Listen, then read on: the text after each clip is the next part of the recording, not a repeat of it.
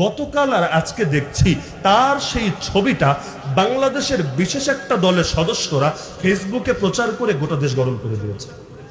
দেখো তোমাদের হুজুরের অবস্থা, হুজুরের হাতে বিড়ি, হুজুরের গায়ে গেঞ্জি, হুজুরের পরনে প্যান্ট। ওই মেয়ের ছবিটা দেয় নাই, কিন্তু বাকি বিড়ি সিগারেটের যে ছবি এটা দিয়েছে। দেখো, আর শরীর নিয়ে মন্তব্য তো আছেই। আরে ভাই, শরীর কারো শরীর তার নিজের সৃষ্টি না। আপনাদের দেহ কি আপনাদের নিজের সৃষ্টি? যারা লম্বা তারা কি নিজের লম্বাত্বকে নিজে সৃষ্টি করেছেন? যারা খাটো নিজের খাটত্ব নিজে সৃষ্টি করেছেন। বডি শেমিং চরম অসভ্যতার জাহেলিয়াত ছাড়া কিছু না। সহিহ বুখারীতে হাদিস আছে, আল্লাহর নবীর জামানায় এক সাহাবী আর এক সাহাবীর গালি দিল। কি বলে? ইয়াবনা সাউদা, হে কাইল্লা বেডির পুত। খুব আহামরি গালি না, বাংলাদেশে এর চাইতেও কাঁচা গালি চলে। কি বললো? ইয়াবনা সাউদা, ইয়া মানি হে, ইবিন মানি পুত্র, সাউদা মানে কালো মহিলা, কৃষ্ণাঙ্গ। হে কাইল্লা বেডির পুত, খালি এতটুকু বলেছে। আল্লাহ নবী বললেন, তুমি তওবা করো। আইয়ারতাহু বিউম্মিহি, তুমি তাকে তার মায়ের কথা বলে লজ্জা দিলা। ইন্নাকা মরউন ফিকা জাহেলিয়া। আরে শোন আবু যর, তুই এমন একজন মানুষ যার ভেতর এখনো জাহেলিয়াত রয়ে গেছে। জলদি তওবা কর আল্লাহর কাছে। সহিহ বুখারীর মধ্যে হাদিস আছে। কি বুঝলেন? কাউকে রং নিয়ে খোঁটা দেওয়া, কাউকে তার বডি নিয়ে খোঁটা দেওয়া, এটা কি ইসলাম না জাহেলিয়াত? আরে বলেন, ইসলাম না জাহেলিয়াত? তো রফিকুল ইসলাম মাদানী অসুস্থতার কারণে সে যে অবস্থায় আছে, অসুস্থতার কারণে, অন্য কারণে না। ছোটবেলায় একটা রোগ হয়েছিল, তো এর পেছনে তার কোনো হাত আছে? তার কোনো হাত আছে? এটা কার সৃষ্টি? আরে কার সৃষ্টি? আল্লাহ সৃষ্টি নিয়ে আপত্তি করার অনুমতি আল্লাহ কারে দিয়েছে? কারে দিয়েছে? আরে তুমি মুসলিম হলেও দেয় নাই, কাফের হলেও দেয় নাই, আস্তিক হলেও দেয় নাই, নাস্তিক হলেও দেয় নাই। আগে মানুষ তো হ, তারপর নয়তো রাজনীতি করিস গিয়ে। আরে বডি শেমিং এর চাইতে নিকৃষ্ট অসভ্যতা আর জাহেলিয়াত কি হতে পারে? তো বাংলার জমিনে হচ্ছে, তার সাইজ নিয়ে পর্যন্ত কথা বলা হচ্ছে, সেই ছবি ছড়ানো হচ্ছে। তা আলেমে যদি আলেমের গোশত খায়, কাক নাকি কাকের গোশত খায় না? শুনেছেন না? কাক কাকের গোশত খায় না, মরে যদি পড়ে থাকে। কাক এসে কাকের গোশত খায় না। আলেম যদি আলেমের গোশত খায়, শাহবাগে গিয়া যদি বলে আমরা অমুক আল্লামার ফাঁসি চাই, নাস্তিকদের দাবির সঙ্গে একমত ভাই, এরকম যদি ডায়লগ মারে, ওটারে কি আলেম বলে না জালেম বলে? আরে আলেম বলে না জালেম বলে? এমন আলেমের ব্যাপারে মরার পর হলো সবাই স্বীকার করে নিয়েছে আল্লাহর বান্দা নিরপরাধ ছিল। আর ঢাকা শহরে যদি জানাজা হতো, বাংলাদেশের ইতিহাসের অন্যতম সর্ববৃহৎ জামাতের সাক্ষী হতো সরকার। জিন্দা মানুষটারে তো ভয় পেত, মরার পর পর্যন্ত এমন ভয় পেয়েছিল, লাশের সঙ্গে অমানবিকতা করতে ছাড়ে নাই, জানাজাটা পর্যন্ত হতে দেয় নাই। না হলে গোটা জাতির সামনে প্রমাণিত হতো তার মরা বাপের জনপ্রিয়তা কতটুকু ছিল, আর একজন আলেমে দ্বীন আর কোরআনের খেদমতকারীর জনপ্রিয়তা কতটুকু ছিল। তাহলে এখন কেউ যদি আলেম হয়ে আলেমের শানে এই কাজগুলো করে, হবে ইখতিলাফ থাকতে পারে, ইখতিলাফের কারণে কড়া ভাষাও ব্যবহার হতে পারে, কিন্তু তাই বলে আপনি জালেমকে উস্কে দিতে পারেন না আলেমের বিরুদ্ধে। এখনো দেখবেন কিছু নিকৃষ্ট চিজ এই বাংলার জমিনে আছে, কথায় কথায় বলে অমুক হুজুর জেলে থাকলেই ভালো ছিল, তমুক হুজুর জেলে থাকলেই ভালো ছিল। বলে না? আরে বলে না? বিশেষ করে আমাদের মুরব্বীরা যখন বাতিলের বিরুদ্ধে গর্জে ওঠে, কথায় কথায় এই টাইপের কথা বলে, জেলে থাকলেই ভালো ছিল। হ্যাঁ, আল্লাহর কসম, আমরা জেলে থাকলেও ভালো, আমরা মাটির তলে থাকলেও ভালো, আমরা যে হালতে থাকি তাতেই ভালো। মুসলমানের লস বলতে কিছু নাই, মুসলমানের অভিযানে ব্যর্থতা বা পরাজয় বলতে কিছু নাই। কিন্তু আলেমরা যদি জেলে থাকে, তোরা যদি বাইরে থাকিস, এতে তোদের কোনো লাভ নাই, বরং এগুলোই তোদের পতন ডেকে আনবে। আমি একটা কথা বলি, আপনাদের পছন্দ নাও হতে পারে। 2001 সালে এই সরকারের যে একবার পতন হয়েছিল না? 96 থেকে 2001 তো ক্ষমতায় ছিল না? একে যে পতন হয়েছে, আমার একটা মূল্যায়ন, আমি আগেই বলেছি, ভালো নাও লাগতে পারে, একমত নাও হতে পারেন, বিষয় না। তবে মনে যেহেতু আসলে আমি বলে ফেলি, আমার ব্যক্তিগত ধারণা 2001 সালের পতনটা 1999 এবং 2000 সালে আমাদের মুরব্বীদের সঙ্গে যে বেয়াদবি করেছিল তার ফল ছিল। শাইখুল হাদিস রহমতুল্লাহ আলাইহি, মুফতি আমিন রহমতুল্লাহ আলাইহি, আরো এরকম দেশের মহান ব্যক্তিত্ব যাদের পায়ের ধুলার সমানও আমরা হতে পারি নাই, তাদেরকে যে জেল খাটিয়েছে, তাদের গায়ে যে হাত তুলেছে, এই কারণে আল্লাহ 2001 সালে একটা হলুদ কার্ড দেখিয়েছে, লাল কার্ড না। প্রথম ধাপেই লাল কার্ড দেখায় না, ফাউল তো করেছে, হলুদ কার্ড দেখাচ্ছে, সাবধান, সামনে আর এই ভুল করিস না। তো 2001-এ গেল, আবার 8 সালের শেষের দিকে নতুন করে আসলো। সুযোগ ছিল নিজেকে ভালো বানানোর, সুযোগ ছিল নিজেকে শুধরে নেওয়ার, সুযোগ তো কাজে লাগায় নাই।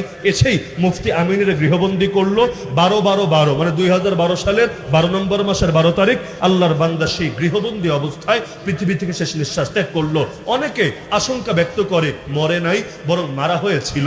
ওই শহীদ আল্লামাকে যেমন হসপিটালে যখন নিল সম্পূর্ণ সুস্থ, রাতারাতি লাশ হয়ে বের হলো, বলল স্ট্রোক করেছে জেলে। অথচ স্ট্রোক করা মানুষ কখনো পারে না এভাবে স্বাভাবিক থাকতে।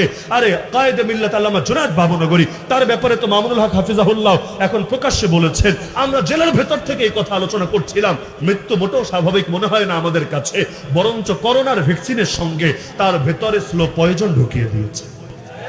এটা মোটে অস্বাভাবিক কিছু না।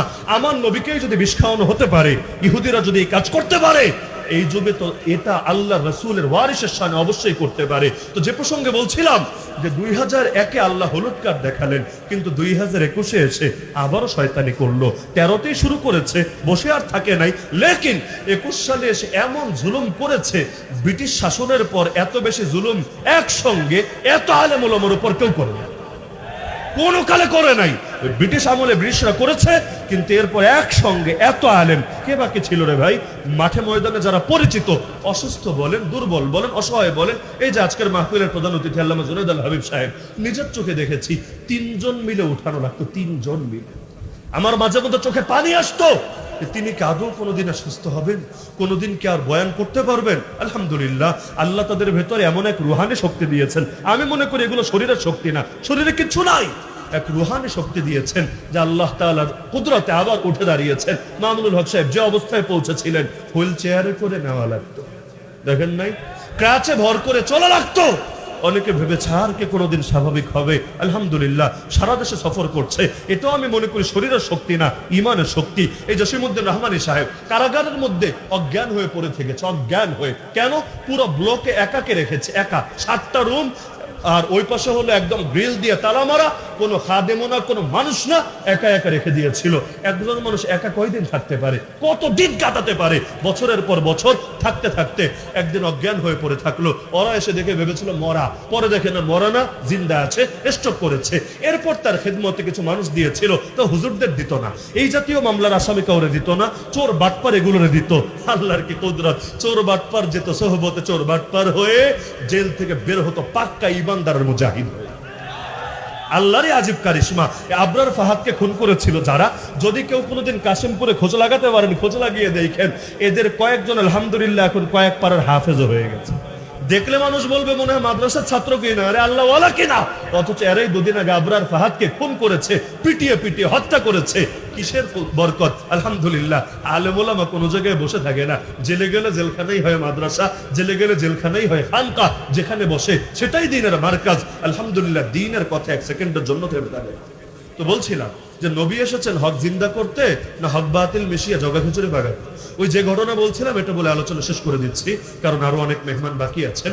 যে আবু সুফিয়ান দেখতে আসলো কি পরিমাণ তৈয়ারি আছে। আল্লাহ নবীর এক সাহাবীর কাছে ধরা খেয়ে গেল। তিনি বললেন, চল রে, তোরে নিয়ে যাই নবীজির কাছে। বলে, না রে, দয়া কর, আমারে নিস না। বলে, আমারে কেটে টুকরা টুকরা করে ফেলবে। বললো, আরে আমি দায়িত্ব নিচ্ছি, কিচ্ছু হবে না। আমার নবী রহমতের নবী, রহমতুল্লিল আলামিন, একবার গিয়ে দেখ না, তিনি তো তোরে টুকরা টুকরা করবেই না ইনশাআল্লাহ। এমন কিছু বলবে তোর দিলে আর কোনো কষ্ট থাকবে না। এখন উপায় তো নাই, ধরা খেয়ে গেছে। যদি বলে যাব না, পরে যদি পিটায় পিটায় নিয়ে হাজির করে, বললো ঠিক আছে চলো। নবীর কাছে গিয়ে হাজির হলো। আল্লাহর নবীর খেদমতে যে সাহাবী ছিলেন, এটা বলে আলোচনা শেষ। তিনি বলছেন, ইয়া রাসূলুল্লাহ, কুরাইশের সর্দার আবু সুফিয়ান আসছে, সঙ্গে আপনার অমুক সাহাবী আসছে। এই কথায় কোনো ভুল মনে হচ্ছে আপনার কাছে? স্বাভাবিক একটা কথা।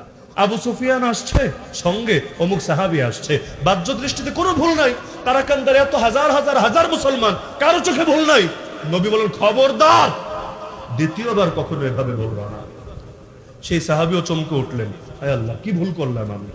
রাসূল বললেন, কোন মুসলমানের নামের আগে কোন কাফের, সে যত বড় সর্দার হোক, যত বড় সেনাপতি হোক, আগে বলবা না, তুমি এভাবে বলবা। আপনার অমুক সাহাবী আসছেন, সঙ্গে আবু সুফিয়ানও আসছে। কেন? নবী ব্যাখ্যা করলেন, আল ইসলামু ইয়ালু ওয়ালা ইউলা আলাই, ইসলাম উপরে থাকবে, ইসলামের উপরে কোনো কিছু যেতে পারবে না।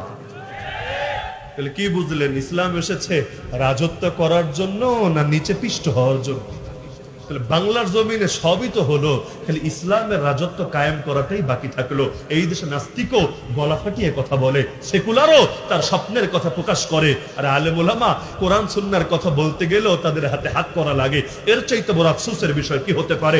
আরে আমাদের লড়াই থামে নাই, যুদ্ধ থামে নাই, সংগ্রাম থামে নাই। ততদিন পর্যন্ত লড়াই চালাতে হবেই হবে, যতদিন না আল্লাহর জমিনে আল্লাহর দ্বীন জিন্দা হবে। নবী যেভাবে বলেছিলেন, হয়তো শরিয়াত নয়তো শাহাদাত, হাত্তা ইউযহিরাহুল্লাহ আও আহলিকা দুনাহু, হয়তো আল্লাহ ইসলামকে বিজয় করবেন অথবা আমি শহীদ হব, কিন্তু আমি জিন্দা থাকতে ইসলাম মুর্দা থাকবে, এটা কিছুতেই মেনে নেওয়া যায় না। সিদ্দিক আকবর বলেছিলেন, আয়ানকুসুদ্দিন ওয়া আনা হাই, আমি আবু বকর জীবিত থাকতে ইসলামের মধ্যে এতটুকু ত্রুটি ঢুকবে হতে পারে না। আর বাংলাদেশে 14 কোটি মুসলমান থেকে কি হবে, কোটি আলেম থেকে কি হবে, এত এত দিনদার মানুষ থেকে কি হবে, যদি এই দেশের মধ্যে এখনো নবীকে গালি দেওয়া হতে থাকে, যদি এই দেশে এখনো নাস্তিকরা ওদের এজেন্ডা বাস্তবায়ন করতে থাকে, যদি এই দেশে এখনো পর্যন্ত নারীর বোরকা নিয়ে কটূক্তি করা হয়ে থাকে। এই নতুন স্বাধীন বাংলাদেশেও নারীর বোরকা নিয়ে কটূক্তি হয় নাই? আরে হয়েছে নাকি? হয় নাই? এখনো পর্যন্ত যদি এগুলো হয়ে থাকে, এখনো যদি মূর্তির পক্ষে, আরে ওই হিন্দুদের মূর্তি না, বরঞ্চ রাস্তাঘাটে মুসলমানদের দেশে রহমতের ফেরেশতা যাতে না আসে, এগুলোর জন্য যে মূর্তি বানায়, এর পক্ষে দালালি করার মতো যদি লোক থাকে, তাহলে বলতে হবে লড়াই এখনো শেষ হয় নাই, আসল লড়াই বাকি আছে।